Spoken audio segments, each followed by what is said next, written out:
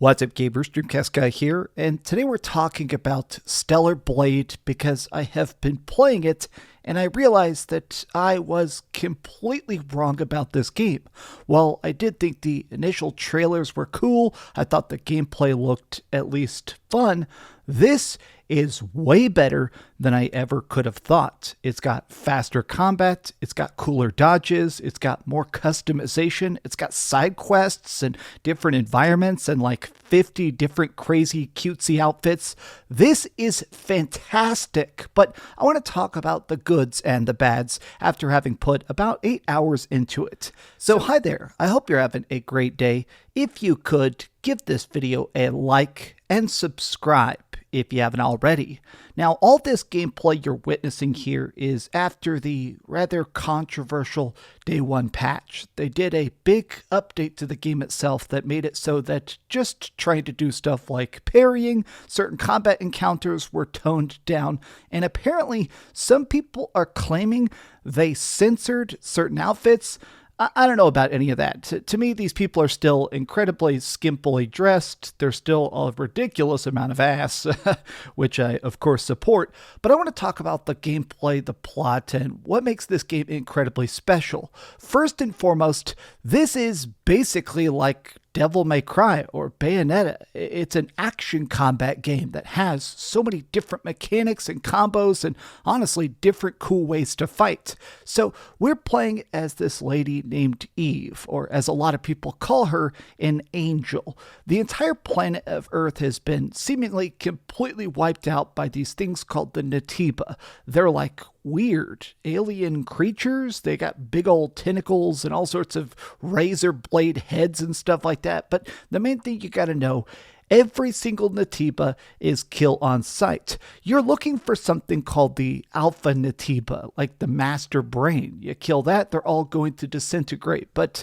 this is just such a post-apocalyptic wasteland. You're going to see blown out cities, scorched arid deserts, just completely dismantled railway lines, but there's something so deeply beautiful about this game.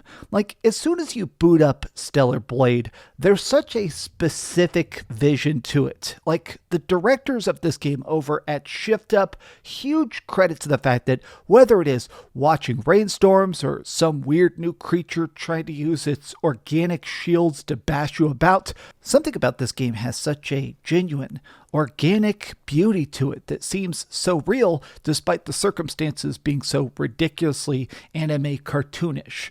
But let's talk about the fighting and let's talk about the plot. So first and foremost, the story is incredibly paper thin. I mean, it sounds like humanity is just gone. There's a bunch of people in cryopods and stuff. There's a bunch of people in deep sleep, but the last couple people that you encounter are pretty much very, very destitute. Earth is, well, not a great place to be right now. And you come down from a cushy space colony. Even her fellow robot baddies are essentially dropped in from space to try and defeat the Natiba and therefore rescue Earth. But when you encounter people, they're either skeptical of your existence or outright terrified of you. It sounds like the Natiba are actually trying to hunt you down, maybe as an act of self-defense, or maybe they just don't like the fact that your outfit is so dang revealing. But here's the thing, the combat in this is truly top notch. I love action games. I think it's cool to be able to flip around, to parry a blow, to dodge a big hit, and then just unleash a 10-hit combo that shreds somebody, or times where you whip out a shotgun and just start blasting weird mutants in an underground lab. Like, what feels good about this game is that it really does evoke that sense of Devil May Cry or Bayonetta. Something where it is about trying to land as many hits as possible, but you could also sort of craft your own combos. You don't just gotta hit fast attack, fast attack, fast attack, you can weave in a bunch of different dodges and hits and parries. And this brings me to the talent tree. Okay, so by far, the part of this game that definitely blew me away the most is this skill tree, which adds in a bunch of very natural extra hits. Now, essentially what this means is that when you go into the talent tree, you get stuff like, okay, now parrying is easier, or a perfect dodge. If you jump out of the way right as somebody is about to hit you, now you could do a strike that does a lot of extra damage. But what's fun about this is that I like the fact that everything feels very instinctual. As I was leveling up the talent tree, a lot of times it would just give me more abilities to do what I already loved, but now better, especially the beta abilities. So whenever you're hitting people, you build up this special charge attack energy, and I went full force on the thing called the triple. This is my ultimate ability, which essentially allows me to hit somebody multiple times in a row. But by spending all of my unlocked talent points on this, I can make it so now it hits an extra time. It has more range, it has more damage, or even that it will stun bosses. Now, to me, this is incredibly cool because the best talent trees really just enhance the style that you already enjoy while encouraging what you do best. So I think in general, this is cool, but there's also this extra additional thing where while you're wandering through these different maps, there are occasional side quests. Now, to be frank, the side quests suck. I mean, they're pretty much very, very paper thin. It's like, hey, take 2 steps to the left and kill this guy and I'll give you a pair of pants. Or, oh, I'll give you more crafting materials if you kill this optional elite. They're not exactly deep, but if you do them, they do give you a lot of extra materials for customizing Eve. You can equip different exo spines that do stuff so that your longer combos deal more damage, give you more health, make it so that your beta attacks charge faster. I think it's cool that this game does a lot to make it so that your Eve is really custom tailored to your playstyle, but I also like the fact that it makes it so that exploration feels so freaking rewarding.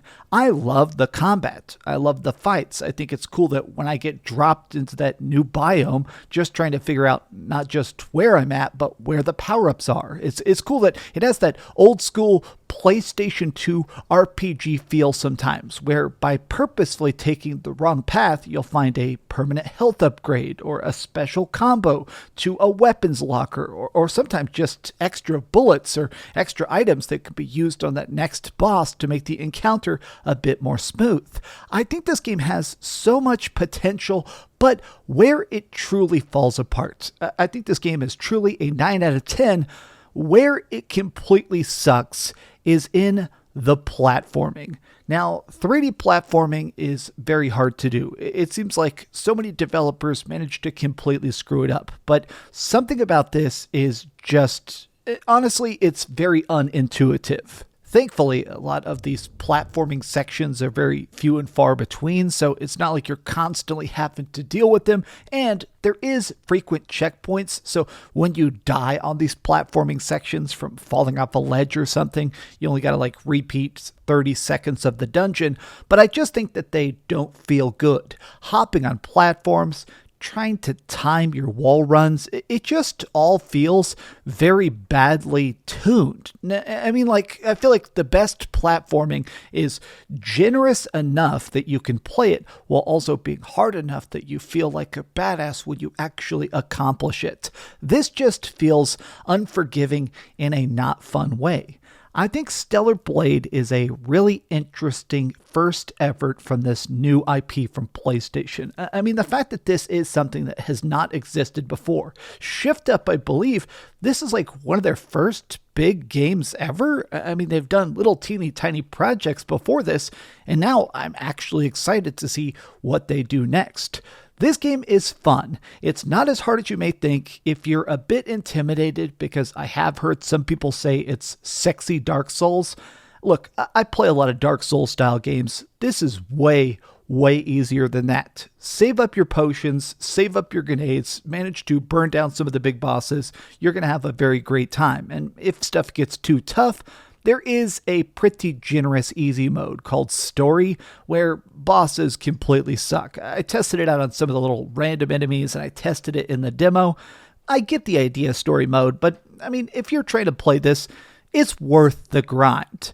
But what do you guys think about Stellar Blade? Did you buy it? Have you been playing it? Are you excited about it? I'm certainly ready to beat this. I have not finished it yet, but apparently if you finish the main story, there's a new game plus that they added after the game came out that now actually has different costumes, different abilities, different unlockables. So I'm definitely going to do at least 2 playthroughs. But tell me your thoughts in the comments down below. And if you heard a gigantic clap of thunder, I'm recording this in the middle of a giant thunderstorm, so apologies for the chaotic background sound. But I love you guys very much, and please, if you could, do me the biggest favor of all, and keep dreaming. Thanks so much for watching that video. If you want to see something else, you can always click this link to see what I put up last, or, subscribe and see what's coming up next. Also, I promise that whatever I do, it'll try not to suck.